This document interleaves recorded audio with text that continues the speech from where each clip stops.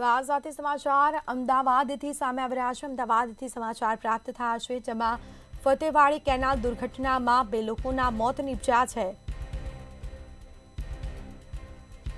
તો યક્ષ ભંખોડિયાનો મૃતદેહ કેનાલમાંથી મળ્યો છે। કેનાલમાં ડૂબતા 2ના મોત, જ્યારે અન્ય એકની શોધખોળ હાથ ધરાઈ છે। સ્થાનિકોએ 2 યુવકને કેનાલમાં તણાતા જોયા હતા। સ્થાનિક લોકો આવી ચડ્યા હતા અને તે બાદ રેસ્ક્યુની કામગીરી કરવામાં આવી હતી। મૃતદેહને શોધવામાં આવ્યો છે। અક્ષનો મૃતદેહ મળતા પરિવારના સભ્યોમાં આક્રાંત। યુટર્ન મારતી વખતે જ કાર અચાનક કેનાલમાં ખાબકી હતી, જેમાં સ્કોર્પિયો કાર ભાડે લીધી હોવાનું પણ તપાસમાં સામે આવ્યું છે। તો રૂપિયા 3500માં 4 કલાક માટે આ કાર ભાડે લીધી હતી અને યુવકો છે તે રીલ્સ બનાવવા માટે ત્યાં ગયા હતા અને આ બનાવ બન્યો। સ્કોર્પિયો કાર સેલ્ફ ડ્રાઈવ માટે લીધી હતી ભાડે।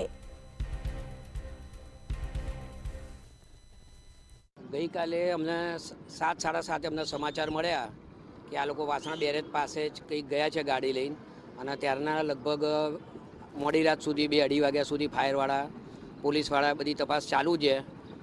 મોડી રાત સુધી બી તપાસ ચાલુ હતી। વહેલી સવારે 2 જણની ડેડ બોડી મળી છે। હજી ક્રિસ દવેનો કોઈ અતોપતો છે નહીં। સાંજે લગભગ 6:30ની આસપાસ આ ઘટના બની હતી ને 2 દિવસ પહેલાં પીઆઈ સાહેબે ત્યાં જ કેમેરા સીસીટીવી કેમેરા ફિટ કર્યા હતા। એના આધારે ગાડી કેવી રીતે અંદર ઉતરી એ પણ આખું આવી ગયું ચિત્ર। ને અત્યારે યુવાધનોને એક રીલ્સ બનાવવા માટેનું એટલો બધો ક્રેઝ છે કે સોશિયલ મીડિયામાં અપલોડ કરવા માટે, એટલે બધા માતા પિતાએ સચેત થઈ જવું જોઈએ કે અમારા દીકરાઓ ક્યાં જાય છે, શું કરે છે, એનું ખાસ ધ્યાન રાખવું જોઈએ। કારણ કે અત્યારે આપણા એકના એક દીકરા, જેમનો અમારા હિતેશભાઈ જેમના ભત્રીજો થાય, એ એમનો એકનો એક દીકરો છે, એ પણ અત્યારે એની બોડી શોધવા માટેના અમારી ફાયર ટીમ આખી પ્રયત્ન કરી રહી છે ને અમારા ધારાસભ્યશ્રી પણ અત્યારે બધાને સ્ટેન્ડ બાય ફોલોઅપ પણ કરી રહ્યા છે। ને અમે રાત્રે 2:30 થી 2:45 વાગ્યા સુધી એમાં પરિવારજનો સાથે ફતેવાડી હતા।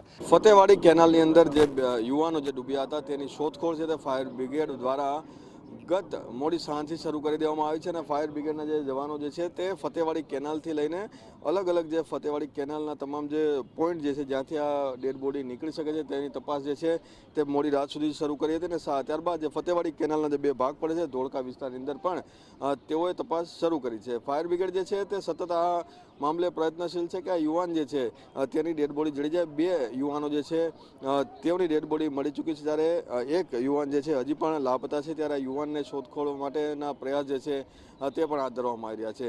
સાથે તમામ જે સેવાભાવી સંસ્થા, કોર્પોરેટર તેમજ પોલીસના જે સ્ટાફ છે તેઓ પણ અહીં સતત આ યુવાન મળી જાય તે માટેનો પ્રયાસ જે છે શરૂ કરવામાં આવ્યો છે અને સાથે જ આ રીતે રીલ્સ બનાવવાની ગેલસામાં જે 3 યુવાનોના જે મૃત્યુ થયા છે તે પણ એક ચોંકાવનારી ઘટના છે અને જે માતા પિતા છે તેના માટે એક લાલબત્તી સમાન કિસ્સો છે।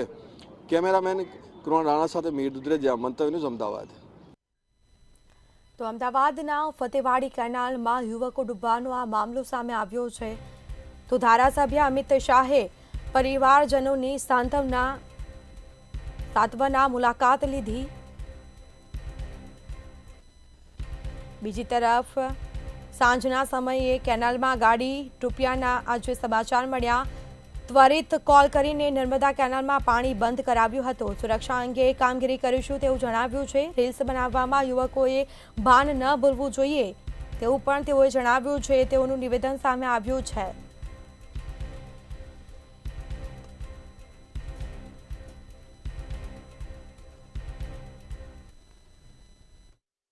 વાસણા ડેમના એન્જિનિયરને ફોન કરીને તાકીદે પાણીનું વહેણ બંધ કરાવ્યું હતું અને ફાયર બ્રિગેડને પણ જાણ કરી હતી। હું વિધાનસભામાં હતો એટલે મારા કાઉન્સિલર મેહુલભાઈ શાહને અહીંયા મેં સ્થળ ઉપર મોકલ્યા હતા અને 2:45 સુધી રાત્રે અહીંયા રહ્યા હતા અને સવારે 6:30થી આવી ગયા છે।